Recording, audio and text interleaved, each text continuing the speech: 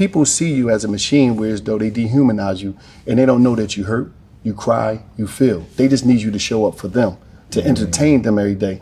And what is your take on that, becoming Mark and also being the Rock for so many different people, whereas though they don't think that life is connected to you because machine. You become a machine, you become an entertainment machine, to whereas though they don't know the pain. They don't know the hurt. They don't know that you could get your heart, no matter how huge you are, your heart could get broke. You feel, or you could get angry, and you're allowed to because you're human, but the machine part say you can't. So how did in becoming Mark, you connected with that? And also, how did you deal with that being a Rock? That's a good question, man. That's a really good question. It's hard to live up to an image, but you don't complain. Because what are you going to complain about? Because I got nothing to complain about. Right. Because I think, those times where I think, man, I can't go out, I can't go to a mall, I can't do this.